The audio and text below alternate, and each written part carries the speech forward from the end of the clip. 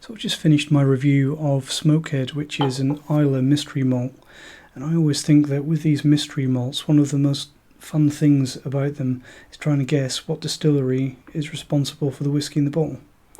And with Islay whiskey, you've got that little helping hand, because compared to other whiskey regions, there's really not that many distilleries on Islay. And also, when you've got a peated whiskey, that can give you a little bit of a help as well, because the peat itself can be quite characteristic. So I've often wondered where Smokehead is from. So one thing that we can get out of the way is that it's definitely not from Ardnahoe or Gartbrecht distillery, because they just haven't been around long enough to be producing whiskey in that sort of volume for another company, especially Gartbrecht, which as of 2020 I still don't think is even operational.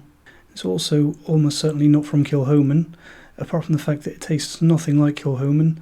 It's a really small distillery, and they probably produce more Smokehead whiskey every year than Kilchoman produces in its entirety, so it's not going to be them.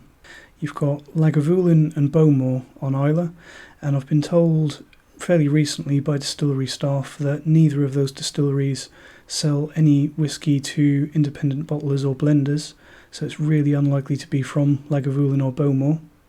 I also really doubt that this is from Ardbeg, which I've seen some people suggest in forums, but I just don't think that Ardbeg, being as popular it is at the moment and how their whiskey all sells out so quickly, just doesn't make any sense to me that Ardbeg would be selling something like this to independent bottlers to sell at such a low price point, bearing in mind that this is cheaper than anything sold by Ardbeg.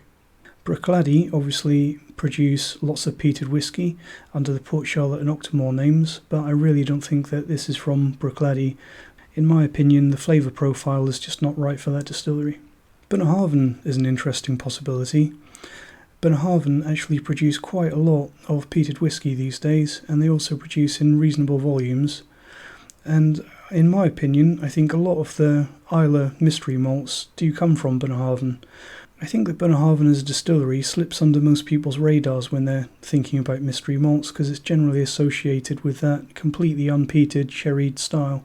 Laphroaig is also another possibility, because Laphroaig is a very large distillery, and Laphroaig does have that very thick, warming vanilla peat that you can really taste in this one, but that could just be coming from some fresh bourbon casks.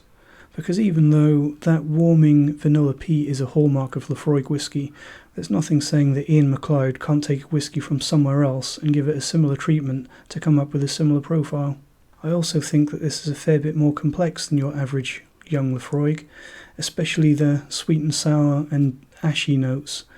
That's not something that I tend to see in too many young Laphroaigs, which leaves Kalila, which is an enormous distillery that is well known for selling to the independent bottlers and blenders, and they also produce an enormous range of different styles of whiskey, ranging from your really ashy, heavily peated whiskey to your sharp, sweet and sour, spirit-driven whiskey, all the way up to your slightly richer, really fruity whiskies. And that's what I think this probably is. I wouldn't rule out Laphroaig, but I would say that this is probably Kalila. But wherever it's from, one thing is for sure, is that this is really good stuff. If you haven't tried it, I'd really recommend you get a bottle. Let me know in the comments where you think Smokehead is from, and any other theories that you have for where other mystery malts are produced. Cheers.